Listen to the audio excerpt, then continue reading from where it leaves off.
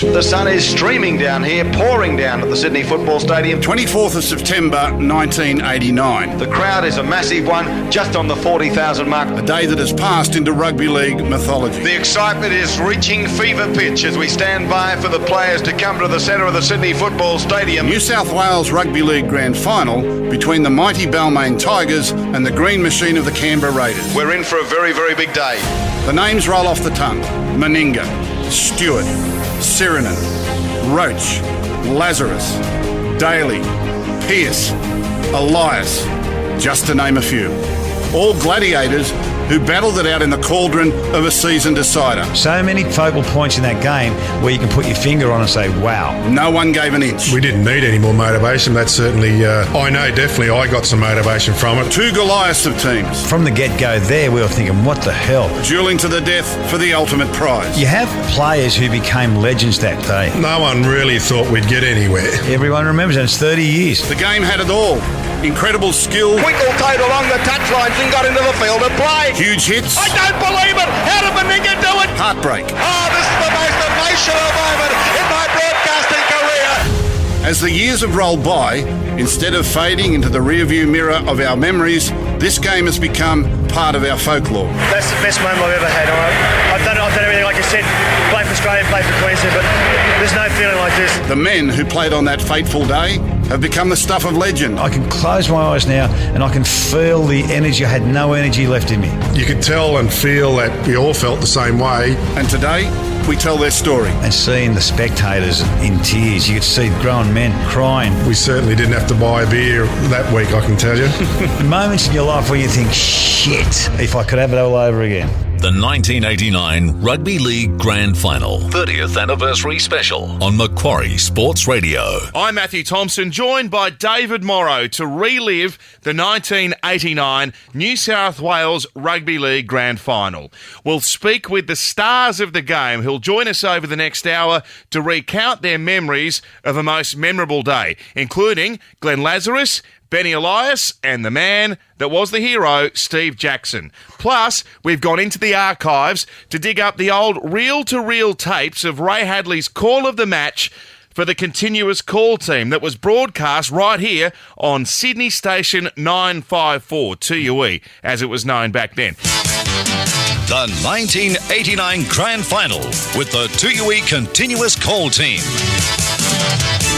Welcome back, ladies and gentlemen. We're standing by for the players to take the field. The excitement is reaching fever pitch as we stand by for the Balmain and Canberra players to come to the centre of the Sydney Football Stadium to determine who is the champion rugby league team in the strongest rugby league competition in the world. And very shortly we'll see the sides in the centre of the Sydney Football Stadium. You've seen some superb entertainment, no doubt, watching it on Channel 10 and listening to our broadcast. Our congratulations to the New South Wales Rugby League and Mark Hunter, young Ben Hawkes, Debbie Byrne, John Williamson and Michael Edwards-Stevens for their efforts. It certainly augurs well for a good afternoon. The rugby leagues, if it's that sort of standard right through the course of the afternoon, as was the case with the entertainment, we're in for a very, very big day. And David, you were calling the match for ABC TV. Set the scene for us.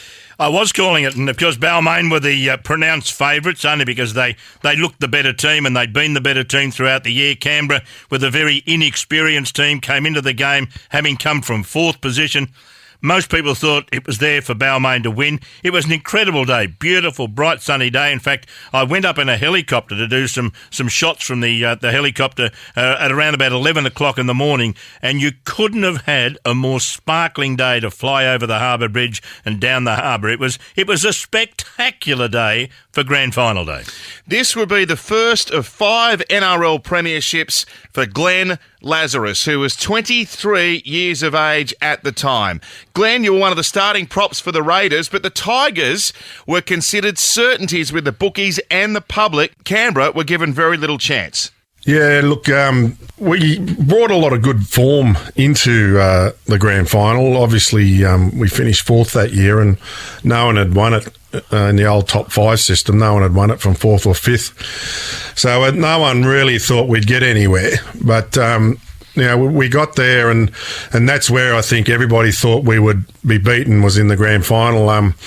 You have a look at the Balmain side. It's just, it was chock full of Australian players, English players, very, very classy players, and a lot of the Raiders guys, a lot of us hadn't even really started our rep careers, so we were very good going into that game, but I think that's where everybody thought we were going to stop. What are your memories of the day itself? Well, I remember we stayed at the old Canberra Down Travel Lodge. That's where they all stayed, and I remember waking up that morning, and the coaches tell you these days not to read papers and so forth, but it was very hard not to. But every paper, was predicting that the Balmain would win, and the main reason a lot of them thought they were going to win was because of their forward pack. And, you have a look at the forward pack. They had Blocker, of course, and Ciro, Benny Elias, Bruce Maguire, David Brooks, the list just goes on, Steve Edmed, and, it was star-studded, and they just felt that was where they were going to win it. So I was rooming with Brent Todd in that particular time, and I know definitely I got some motivation from it, and I could see it in Toddy's eyes, the motivation he was getting from it too. And Benny Elias, mate, you represented New South Wales 22 times, Australia 14 times. You were the Tigers hooker. Just tell us a little bit how you were feeling on that Sunday morning. Mate, I remember waking up in the morning. I remember the sun shining. I remember the music. I was listening to Jimmy Barnes. We had our routine. We all met at the Lease Club. It was special. We all felt like it was closer than a family, if you could ever imagine that, how close we were. If you just knew if you fell over, there was someone there to pick you up. And we had that momentum and that confidence, which really gave us that belief of winning this grand final was going to be something very special, because we owed it to our fans, because 12 months beforehand we played against the Bulldogs, and unfortunately, we weren't meant to win. It was something extraordinary effort that we did, but to get to the grand final. And but this one was for the fans. It was for the fans who have been so close to us, and we had a very, very close, very, very close fan base. But Ben, I don't think everything quite went exactly to plan in the change rooms just before the match. We had a bit of a drama just before kick-off, because we were given the jerseys. We normally get the jerseys given to us half an hour before the game, and because it was a grand final, you had to have the emblem sewn on into the jersey. So they were a special edition. Now, the jerseys were all the same size as Blocker Roach. And this is dead set. This is half an hour before the game. The jerseys were outrageously oversized. And here we were, Michael Neal and Gary Freeman, cutting the jerseys because they were just so long. We were asking for our old jerseys, but the New South Wales Rugby League at the time gave these official jerseys that you had to wear. And from the get-go there, we were thinking, what the hell? Half an hour before kickoff, we're all cutting the jerseys to try and make them fit ourselves on the game. And you'll see in the game itself that the jersey was coming out of Megsy Neal's shorts. You could see the jersey was that big. So that was a real distraction and a real setback. It was a psychological hiccup. Well, right-sized jerseys or not, the grand final of 1989 got underway. Debbie Byrne, ladies and gentlemen, singing our national anthem. Balmain to defend the northern end of the Sydney Football Stadium. Up for grabs, the champion team of 1989 in the Winfield Cup. Balmain the favourites, Canberra the underdogs, and referee Bill Harrigan will very shortly signal time on. Here it is from Meninga. It goes deep back towards the in goal. Gary Jack takes it on his own line, comes up over the 10-metre line and through three tackles almost, and brought down on the far side of the field by Matthew Wood. A good start by Jack. Plays it to Elias. It comes to Sirinen. He's met by four defenders and put down. The first one there lands. He'll play it back now. Elias away to Roach. He runs straight and hard. As you'd expect, it was highly physical in the opening exchanges. Mal Meninga missed a shot at penalty goal from out wide, and then about 11 minutes in, the Raiders played the ball without a dummy half. One of the Tigers players who rushed forward to dive on the loose ball was held back, and Balmain were given a penalty. Oh dear, it was a hit by Dean Lance. Here's Andy Courier lining this shot at goal up. 10 metres in from touch, western side of the field, and 22.5 metres out from the Canberra post. No screw on the board. 11 absorbing minutes of rugby league we've seen here, with play going from one end of the field to the other. And a feature of it so far, some great defence. Here's the kick about to come from Andy Courier. Can he put them in front by 2-0? Here it is. The crowd will probably tell you the story at the Sydney Football Stadium. Courier, as he does so often, stands back, looks at the ball, looks back at the post. A study in concentration as he's about to move into it now.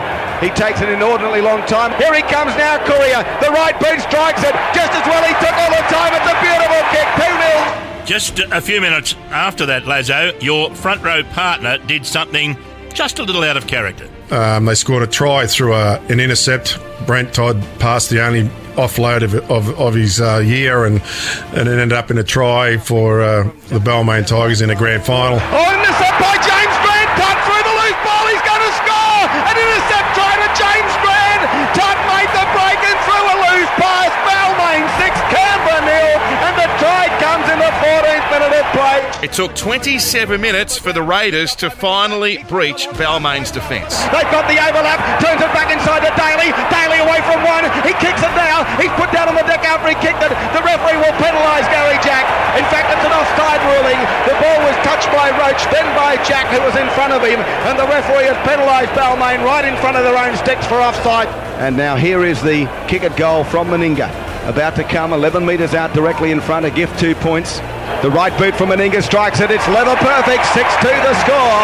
Balmain in front of the Canberra Raiders, 12 minutes and 13 seconds out from half-time as the ball is brought back to the centre of the halfway. The arm wrestle continued for most of the first half, in fact, until about 60 seconds from half-time. They've got an overlap, Courier down the touchline, he kicks the ball downfield, going back for it, Gary Belcher, it bounces awkwardly, James Grant got the ball, he's thrown it back to Courier, Courier now has got support the outside, the ball is Sirinan, they won't stop the big bloke, he's going towards the line, he gets over try, it all started from the brilliance of Andy Courier, he made a break down the touchline, it came from virtually nothing, the ball bounced rapidly from Gary Belcher, Grant took it, kept the ball alive, it went back to Courier, then the ball came on the inside to Sirinan, and they weren't going to stop the 16.5-stone second rower. Sirinan had the momentum, the size, the speed, the pace to get there, and puts the ball down adjacent to the post to make the score 10-2 Balmain with a kick to come, and shortly it'll be 12-2. As they go to the break, so will we. Stick around, there's plenty more to come on Macquarie Sports Radio's 1989 Grand Final 30th anniversary special, including that famous or infamous field goal attempt from Ben Elias. Welcome back to Macquarie Sports Radio's 1989 Grand Final 30th anniversary special. We're reliving the decider between Balmain and Canberra. The Tigers' Benny Elias and Canberra's Glenn Lazarus are our special guests. So the Tigers were up 12-2 at half-time. Glenn, how were you and your fellow Raiders feeling at that stage? I know at half-time I was certainly frustrated with the fact that I didn't think they played any better than us. There was the one with the kick where Ciro scored, and you know that took a wicked bounce for Badge, and they capitalised on that. So we went in at half time about 12-2 down or something, and it was very frustrating. And I can remember Mal making it quite clear that we don't get down on ourselves, stay positive, win the enthusiastic stakes and so forth. We're certainly matching it with the Tigers, and so we went out and we slowly but surely clawed our way through. And Benny, what about the Tigers? What was Coach Warren Ryan saying at halftime? He was very comfortable. He was very pleased with the performances of the side. Walker would go around and talk to to each and every player. He'd whisper a few sweet little secrets in their ear, and he was very calm. He was also very upbeat and quietly confident. And that feeling was positive. I mean, there was no. If you look 12 months beforehand against the Bulldogs, when the Bulldogs scored a try just before halftime, the feeling was totally different. We felt we had this, we were very much in control of this game, and unbeknown to us, come our second half, it was a different Canberra Raiders side. Will it be Balmain retaining the lead, or will it be Canberra? Balmain have a very handy break, 12-2, as Courier kicks it off. It goes deep, going back for it, Belcher. On his own line he feels it, gives the ball straight away to Meninga. He's up over the 10-metre line. runs it Elias and put down with Pearce. 20 metres out from his own line, he'll play the ball back. It comes to Walters, it's been lost by Dean Land, picked up by Macquarie. Quickly it goes to Neil, but he's put down by Daly. So Balmain in the opening seconds of play back on the attack. They lead 12-2. And at first, the pattern from the first half continued to play out. And as the clock ticked past the 10-minute mark in the half, the Raiders kept looking dangerous with the ball, but they simply couldn't find a way past the Tigers' defence. At this point, I want to welcome another of the Tigers players to the show. Their captain, no less. Wayne Pearce, who joins us on the line now. It's great to talk to you, Wayne. Your Balmain side kept shutting down Canberra with some trademark desperate defence, and you yourself made a number of crucial covering tackles. But what changed in the game? Well, in terms of the game itself, I think a key turning point was a refereeing error, actually, by Bill Harrigan, which was a monumental error in the scheme of things, because I think that's when the game shifted. From memory, we were up around halfway in possession, and Bruce Maguire caught the ball up and he got charged. Bill Harrigan, I think, put his hand up the wrong way, gave Canberra a penalty for Bruce Maguire using one of his defending players as an obstruction. But, I mean, I think anyone that knows the game and knows refereeing knows it was a wrong call. He's saying that he used the Canberra player as some sort of shepherd. The Balmain players disputed. 36 metres out from their own line. So, Dave, can you explain exactly what happened there? Well, Bruce Maguire played the ball forward, and Steve Walters, coming from an offside position, got in front of him. Maguire used him as a shepherd, and Bill Harrigan, the referee, gave the penalty to Canberra, and there's no doubts the penalty should have gone to Balmain because Walters was in an offside position. It changed the game. It did just that. The Raiders kicked for touch from the penalty, and this happened in the next set. A metre out their own line, they swing it wide. It goes to Ricky Stewart. The long pass goes to Belcher. It was a beautiful pass over the top of the head. Daly back on the inside of Johnny Ferguson. He's under a high tackle, still going. Turns it to Belcher. Belcher must score. He'll score the try. Belcher. He'll put it around near the post, and they're back in the hunt. The Canberra Raiders posy. 12 points to 6. What a kick to come! Unbelievable work there. All they kept doing was changing direction. Ferguson in a bit of trouble. Lazarus calling for the medical men, but I'll tell you what, unbelievable work. Ferguson runs it in, turns the attack back the other way. Belcher just runs an angle on him. It looked like Balmain didn't know where the ball was going. Now Meninga moves into it. It's there. 12-8 the scoreline. Don't touch the set. Don't move the dial. Stay where you are. We've got 23 minutes and 47 seconds of non-stop action coming your way. Balmain 12, Canberra 8, 4:21 the time, and I tell you what, around 4:45 we'll know who the premiers are for 1989. Balmain in front, 12-8, but Canberra have stormed back into this one. We're back to a 4-point game in the grand final. 8 minutes after that Raiders try, it was the Tigers on the attack. 14 metres out from the Canberra line, desperate stuff from the green machine. Here is the Tigers surge forward. Freeman, the ball to Neil into a downhill score. No ankle tap by Meninga. I don't believe it. How did Meninga do it? I can't believe that one. Here it is to Elias. They've got the big overlap. The ball to Pearce. He's knocked it on. The ball's on the deck. The referee will back down a scrum. Waltz. Mal Meninga. He should be decorated. What an unbelievable performance. Neil was set to score the try. Mick was so close to scoring, Benny. You, like everyone else, must have thought he was in. Well, we're virtually jumping in the air. He was gone. He was through. And Mal, I don't know how he did it, but just remarkably just launched himself, closed his eyes and gritted his teeth and just whacked Megsy's ankle by sheer desperation. And that was the moment. That was the massive turning point in the game. Then just a minute later, one of the most scrutinised coaching decisions in grand final history. Kangaroos forward Steve Blocker-Roach was taken off the field, and of course in those days there was an interchange, which meant he couldn't come back on. Shortly afterwards, another one of Balmain stars, Paul Sirinen, was taken off. Wayne Pearce, what did you make of that call? Oh, yeah, I don't agree with it that it was part of the game plan all year, because it wasn't, from my recollection. But certainly Ciro, he played most of the games in 80 minutes most of that year. I think Warren Ryan felt that the speed of the game was such that they may have been fatiguing a bit. I didn't get a sense of that on the field.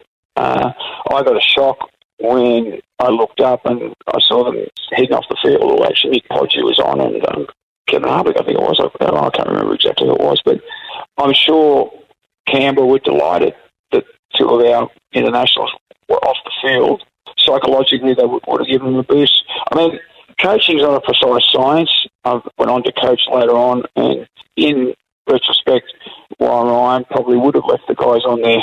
But, that was what he did, and he thought that was the best measure at that particular time. But in hindsight, Canberra may have won still, but I doubt it. I think those guys would have lifted, and the adrenaline of the grand final would have kept them going for the 80 minutes. David, you know Warren Ryan better than most. What was his thinking? What did he make of it? Well, his thinking was the fact that he'd done that in previous games, especially in September when it had become very hot.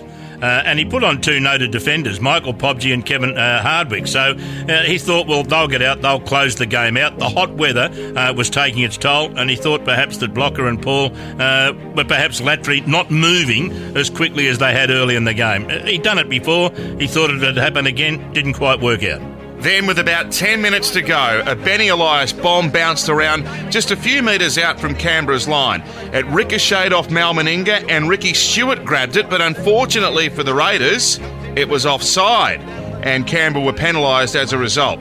The penalty right in front, and an easy decision for Balmain to take the shot at goal. Andy Courier nailed it. The Tigers led by 6 points at this stage, 14-8 in the grand final with just under 10 minutes to go. 2 minutes later, the field goal that was heard right around the world, which we'll get to immediately after this break on Macquarie Sports Radio's 1989 Grand Final 30th Anniversary Special. Welcome back to Macquarie Sports Radio's 1989 Grand Final 30th Anniversary Special. We're reliving the decider between Balmain and Canberra. The Tigers' Benny Elias and Canberra's Glenn Lazarus are our special guests. There's about 7 minutes to go in the season. Balmain lead 14-8 and are on the attack. Benny, you went for the field goal, which most likely would have iced the grand final. Well, look, we're leading by 6 points. 6 points goes to 7. We'd probably put the nail in the coffin of the Raiders. And we spoke about it at half-time. If we had a chance, and what would leave it in your own judgment of if you thought you had them, which I thought we had them, go from 6 to 7. Yeah, I recall it very, very clearly because I hit it. And I didn't hit it squarely, but it just sort of, I thought it was good enough to go over, and it just went kapow, and I can hear the ring in my ear today. They still want 1 point, Balmain. Elias is there again. Has he got time? Plenty of it. Hits the crossbar. You could hear them coming off the crossbar, and it came back into the field of play, and we got it, and we almost scored a try from the rebound with Bruce Maguire catching it and throwing it out wide, but it wasn't to be. And in folklore, if I don't hear about that field goal every day, I'm not sitting here in front of you at the moment, I can assure you. Everyone remembers it. It's 30 years. There's no excuse. I mean, it just didn't go over. I mean, I no matter how many times we talk about it or watch it, it didn't go over. And every time someone reminds me, it still didn't go over. And they always ask, how do you feel? No, I live with that every day, don't worry. I apologise to all you Balmain supporters out there, or Tiger supporters. Anyway, it wasn't meant to be. I heard the story once. I don't know if you heard it too, but the story is that the crossbar actually wasn't the correct height. Well, it's a myth now. I think whether it was or wasn't, I don't know. But they reckon that the CEO of the Canberra Raiders had it measured. That's how perfected they were down in Canberra to get everything right, and so they reckon that the upright was almost 6 inches higher than the normal side on the other one. I've actually heard one of the Canberra Raiders say this dead set publicly. That crossbar was 6.5 inches too high. So whether it was or not, I don't know. But look, I should have hit it better than that anyway. I mean, I probably hit 15 field goals that year that went over the crossbar. The moments in your life when you think, shit, I wish only that, if I could have it all over again, Rugby league fans always wonder what might have been if that went over. A 6-point lead, however, with the game ticking down into the second last minute. The Raiders are on the attack, 10 metres out from the Balmain line. Near the right-hand touch line, it comes to the very last tackle. Here's the ball coming back to O'Sullivan. He puts a high kick in the air. It's coming down on the field of play. Jack goes up for it. It bounces forward. He's got it now on the outside of Johnny Ferguson. He comes inside. Will he get it down? Try! It's a try adjacent to the post. I don't believe this one. Oh, the scoreline. I don't believe it. Look at the scenes here. Benny, you were right there in that play. I was underneath him. I just got underneath him as he put the ball over. I got to the try line. He stepped off his left twice in the big left-hand corner down there on the south side. This old bloke was 34 years of age, the oldest bloke on the field by a mile, and he stepped off his left and left again and just fell over the line. And oh my God, it was just like heartbreaking, just devastating. And then Mal had to kick the goal, and Big Mal, under cool, calm and collected, just very much just did it with ease, and we thought we're in for a showdown.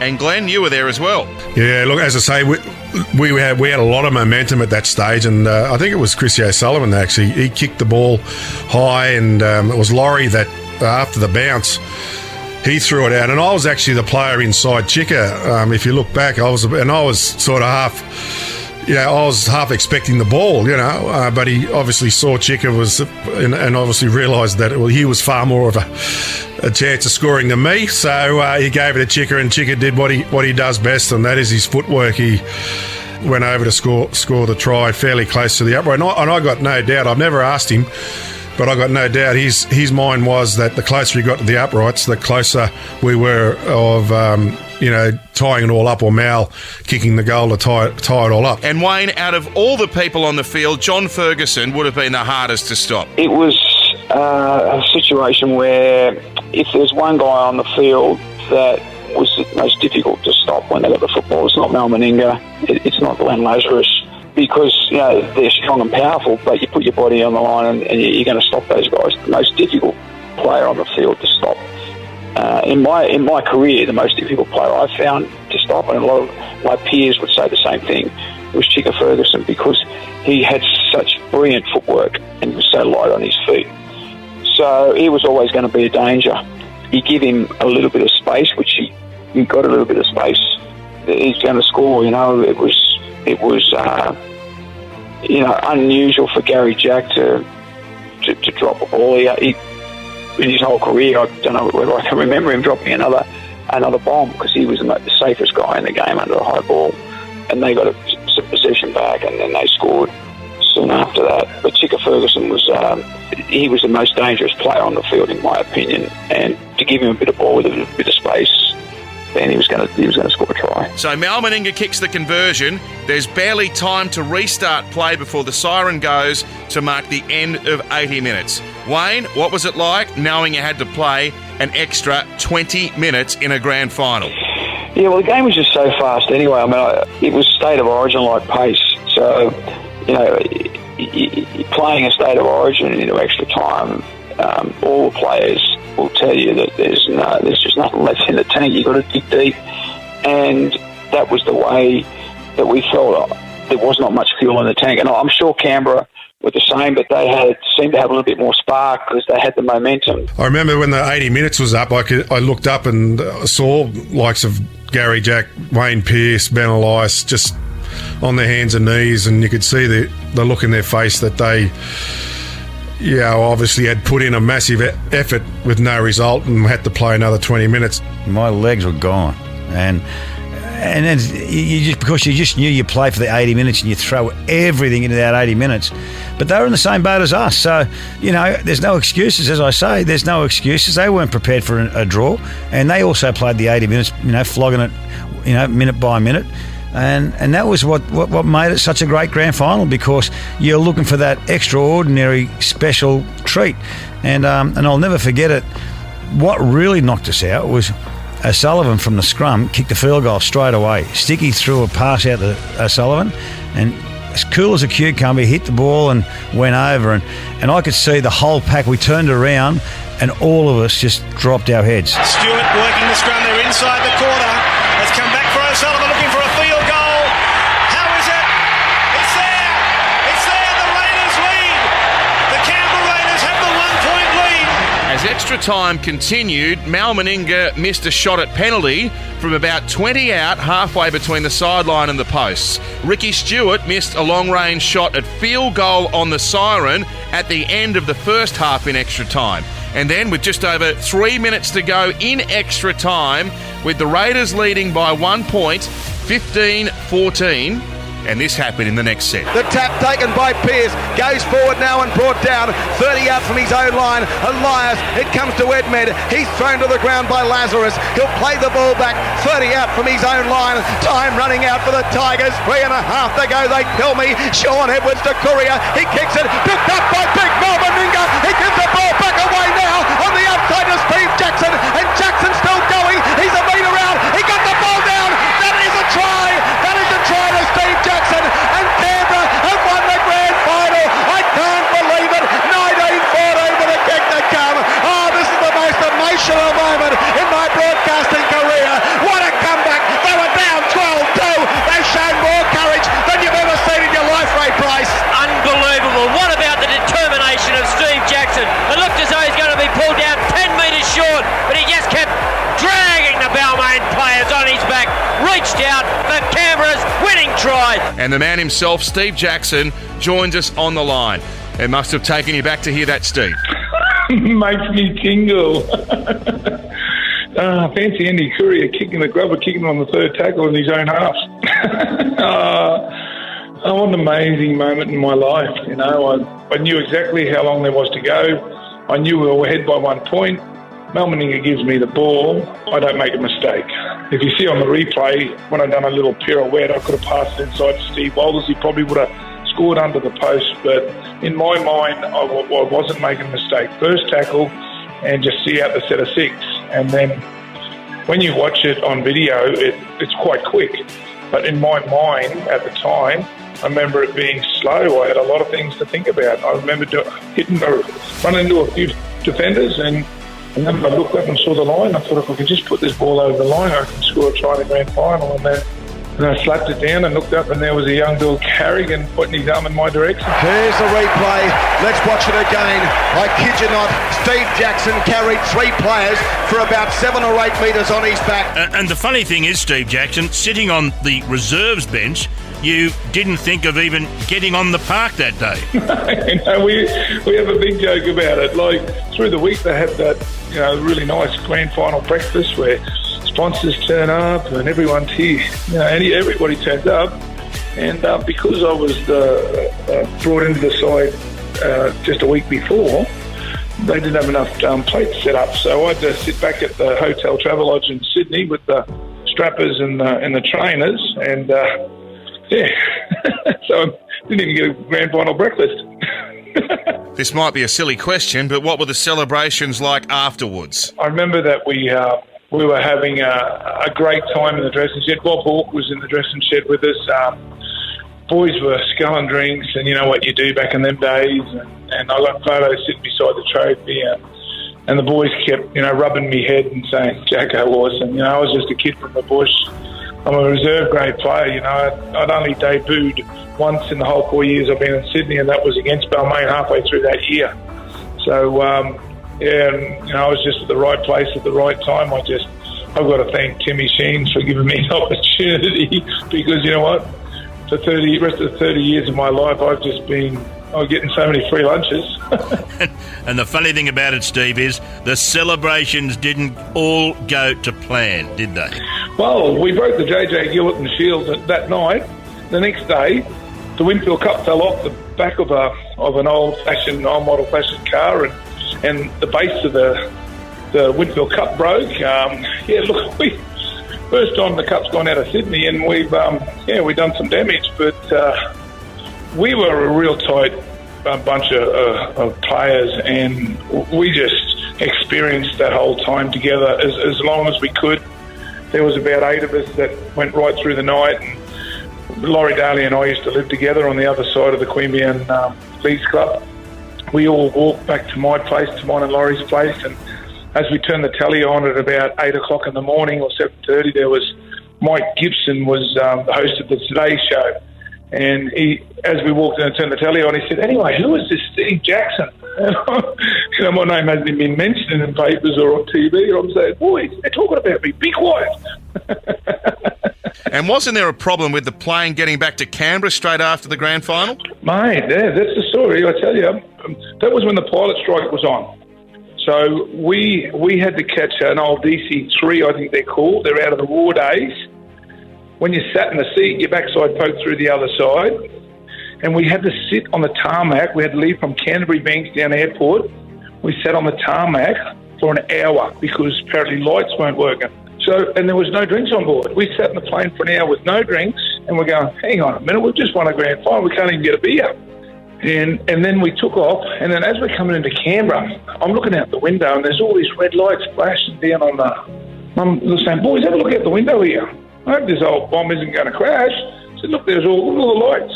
But as we landed, it was just the fire engines giving us an escort into the terminal with the hoses all going, and it was so special. Steve Jackson, thanks so much for joining us here on Macquarie Sports Radio's 1989 Grand Final 30th Anniversary Special. We're back after the break to wrap up the fallout from this epic decider. Welcome back to Macquarie Sports Radio's 1989 Grand Final 30th Anniversary Special. We're reliving the decider between Balmain and Canberra. The Tigers' Benny Elias and Wayne Pearce are with us, as is Canberra's Glenn Lazarus. Before we collect their final thoughts, let's have a listen to the closing stages of the Grand Final as called by Ray Hadley. They tell me there's 90 seconds to go. Here's the ball now with Canberra inside their own quarter. They need no mistakes here. Daly, he'll play the ball back. Where's Stewart? He does so. Steve Waters will run from acting half. It's been kicked through by Brasher. 6 to go, said the referee, as it's dived on by Glenn Lazarus. So they have another 6 tackles from here. The ball now played back. It goes away to Bradley Clyde. Look at him go. You'll see him wear the green and gold for many, many years to come. 33 metres out from his own line. Paul Thornton says in the second row as the ball comes back away on the outside of Steve Waters. He's put down 11 metres short of halfway. He'll play the ball back. It goes now to 11 short of halfway. 40 seconds remain, they tell me, as Lazarus goes up the centre. 19-14, the Canberra Raiders in front. Chrissy Marr will be on the phone from the Queanbeyan Leagues Club. They'll lift the roof off the joint as Stewart kicks the ball downfield. It heading towards touch. Jack getting back for it. 10 out from his own line. He runs past Johnny Ferguson and he's put down by O'Sullivan. He got the ball to James Grant on the outside. 39 metres out. Time is almost up for Balmain. He'll play the ball forward, James Grant. No marker. He ran to the 40. He came to Steve Waters and put down 3 or 4 metres short of halfway. A metre in from touch. He plays the ball back now to Sean Edwards. He throws a dummy. Put down on the tackle. Was it Clyde again? There's the hooter. Canberra have won the grand final. Canberra 19, Balmain 14. Emotions were high at full time. Here's Canberra's winning captain, Mal Meninga. That's the best moment I've ever had. I've done everything, like I said, play for Australia, play for Queensland, but there's no feeling like this. Dream come true, yeah. We said this is what dreams are made of before the game, and certainly it's a dream for us. We always thought we were the better side in the game, and we knew we could come back. It was a bit sore, but the way the fellas were playing was just inspirational, and certainly it kept me going. And up in the commentary box, some of the team were literally lost for words. Paul Thornton, I don't think I've ever seen a more exciting grand final. What about yourself? No, I've lost my voice from cheering for the Raiders. What a sensational match. 12-2, they looked as though they were down and out. Although I must admit, I did say at half-time they were playing better. If they had scored first in the second half, they were going to go on and win the game. 14 all, and both sets of players were down and out in their feet. And as I think the field goal broke Balmain's back after that, it was 15-14, and they made so many mistakes and were camped in their own quarter for the rest of that 15 or so minutes. And what a deserving win for the Canberra side. I'm very good mates with Mal Meninga, Gary Belcher, the Queenslanders in that particular side, and what a great day for them. Certainly is, Paul. A sensational day for those particular players. Bobby Fulton? Yeah, I'll tell you another thing, Ray. I've been on the other side, and so has Paul Thornton, and I know exactly how Warren Ryan and the Balmain players feel right now. It's a very sad sort of state of affairs for them. They can do nothing about it. It's nothing they can retrieve, and I'll tell you what, it's the elation that the Canberra players feel would be even more so reflected in relation to how sad those Balmain players are at this moment, particularly when they went into the game as favourites. Benny Elias, take us through the emotions of your team when that final siren went off. Oh, very sad, depressing, very, very, very sad. It was like almost a death in the family. It was horrific. We were meant to win this game, hands down. We were the hot favourites. We had momentum. We were doing everything right until the last minute. And, when you're expected to win and you get beat, it's so much harder, and it's more depressing than you'll ever imagine. And and seeing the spectators in tears. You could see, grown men crying as we were all crying. We were crying. Like, you see blokes like Wayne Pearce who were just mortified with, everything. It was for Junior. It was Junior's last game, and we thought it was going to be the fairy tale ending for him. And unfortunately, it just wasn't to be. And Wayne Pearce, how hard did things hit you? Yeah, it was devastating for the players, devastating for the fans. I mean, to this day, I still run into people who, obviously, their decades are 30 years older now, but they say, they are still feeling empty as a consequence of that loss, because it was something that we had it within our grasp, and it just slipped away.